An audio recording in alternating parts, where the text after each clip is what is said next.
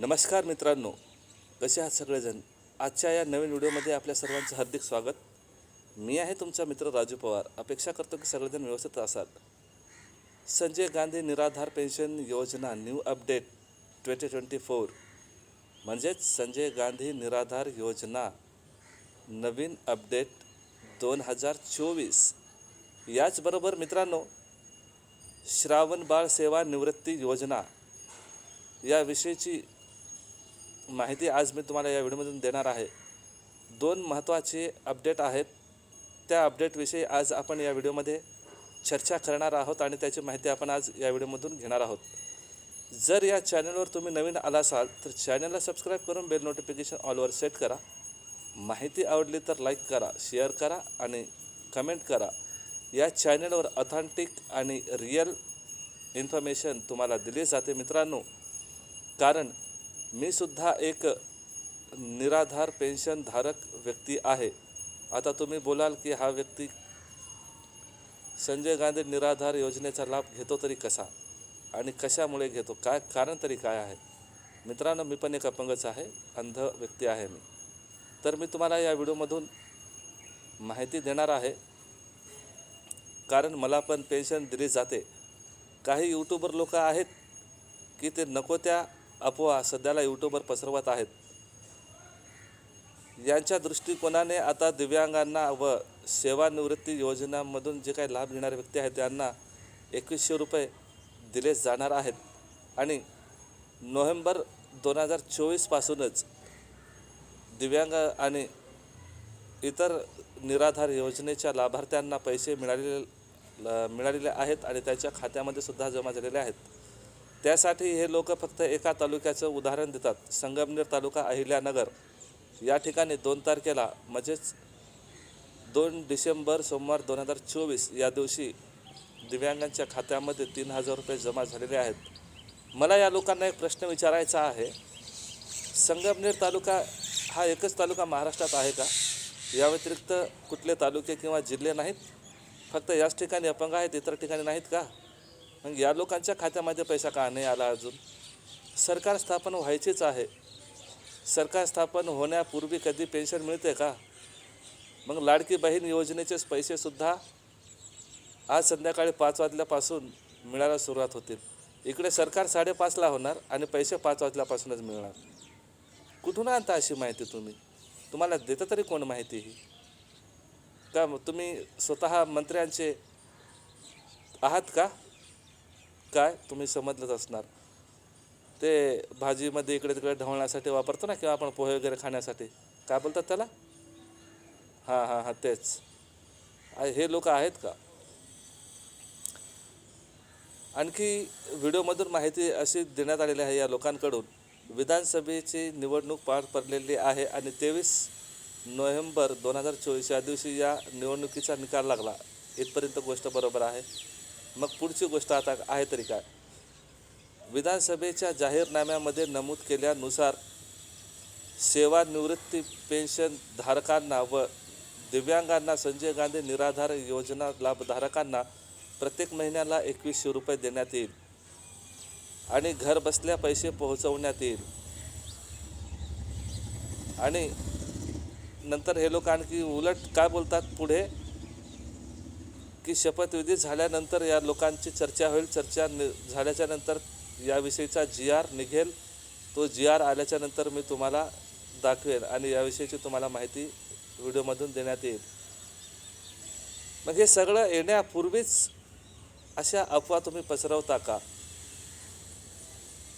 जनता अशी आहे ना, जी लोक खरोखरच लोकांना लुबाडतात अशाच लोकांना ही जनता सपोर्ट करत असते. आणि जे एखादी व्यक्ती जर व्यवस्थित आणि चांगली माहिती देत असतील त्या लोकांना हे लोक साईडला करतात. कारण ह्या लोकांना सवयच पडलेली आहे खोट्या लोकांसोबत राहून खोटी माहिती घेण्याची. मी पण एक पेन्शनधारकच आहे ना. मला काय नाही मिळाली, त्या इतर लोकांनाच कशी मिळाली हा माझा प्रश्न नाही. पण संगमनेर तालुक्यामधल्याच दिव्यांगांना पैसे का दिलेत आणि कुणी दिलेत? मित्रांनो, अशा गोष्टीवर विश्वास ठेवत जाऊ नका. एकूण 45 लाख 62,131 पेन्शनधारक आहेत.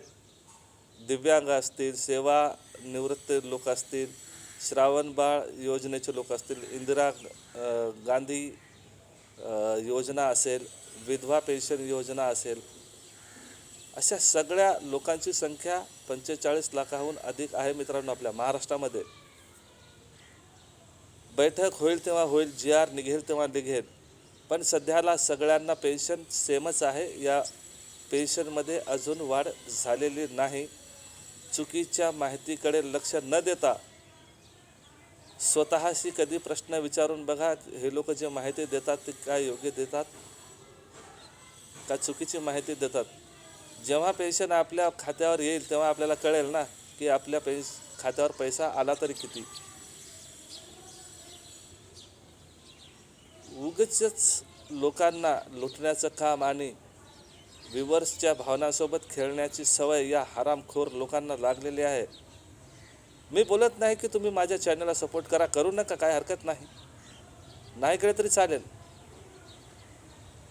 पण लुटणाऱ्या लोकांपासून तरी सावध राहा. आणि या लोकांना सपोर्ट करणारे कोण असतात माहिती आहे का? हे निराधार योजना घेणारेच लोक. का तुम्हाला माहीत नाही तुमच्या अकाउंटला पैसे आलेत का नाही? या लोकांनी माहिती दिली याचा अर्थ तुमच्या खात्यावर पैसे लगेच येतील का? कधीतरी चांगल्या माणसाच्या सोबत राहा. यूट्यूबवर नेपोटिझमचा फार प्रभाव झालेला आहे. इथे नवीन यूट्यूबरला वर येण्याची संधीच नाही, कारण खोटे लोक ऑलरेडी इथे भरपूर येऊन बसलेले आहेत. खोट्या लोकांच्या सोबत सपोर्टला राहणारे हे मूर्ख लोक, नवीन यूट्यूबर लोकांचं याच्यामुळे नुकसान होतं. तुम्ही कंटेंट कितीही चांगलं क्रिएट करा हो, आणि तुम्ही कितीही ऑथेंटिक इन्फॉर्मेशन जरी प्रोव्हाइड केली ना, लोकांपर्यंत जर माहिती व्यवस्थित जरी दिली तुम्ही, तरी तुम्हाला यूट्यूबवर सक्सेस मिळत नाही. कारण मूर्ख आणि खोट्या लोकांची संख्या भरपूर आहे यूट्यूबवर. अशा खोट्या लोकांमुळे नवीन यूट्यूबर लोकांना वर येण्याकरिता संघर्ष करावा लागतो. मी पण एक नवीनच यूट्यूबर आहे, म्हणून मी या लोकांविरोधात बोलतोय असं नाही. या लोकांविरोधात बोलणं गरजेचं आहे, कारण खोटी माहिती देऊन स्वतःचं घर भरतायत हे लोक, आणि तुम्ही सुद्धा खोट्या लोकांच्या सोबत राहता.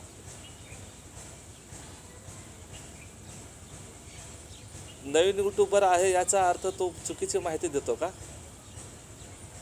आणि फार जुना यूट्यूबर आहे याचा अर्थ तो माहिती एकदम योग्यच देतो? अरे या लोकांना सवय झालेली आहे की जनतेला मूर्ख बनवायचं तरी कसं, आणि जनता मूर्ख बनेल कशी यांना चांगलं माहीत आहे. कारण यांना माहीत आहे आपण माहिती कुठली जरी दिली ना, हे लोक आपल्याला सोडून जाणार नाहीत, कारण तुम्ही डोळे बंद करून या लोकांवर विश्वास ठेवता.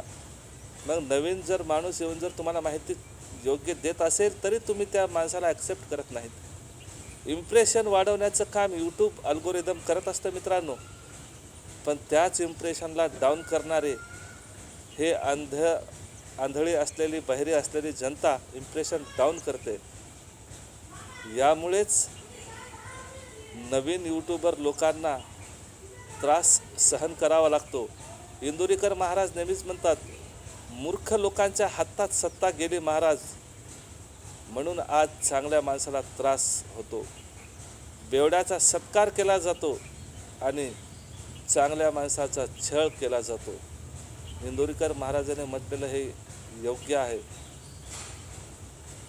तर नक्कीच तुम्हाला माहिती समजली असेल तर प्लीज चॅनलला शेअर करा, सबस्क्राईब करून व्हिडिओला लाईक करा आणि कमेंट करायला विसरू नका. मी भेटतो एका नवीन व्हिडिओसह. जय हिंद, वंदे मातरम.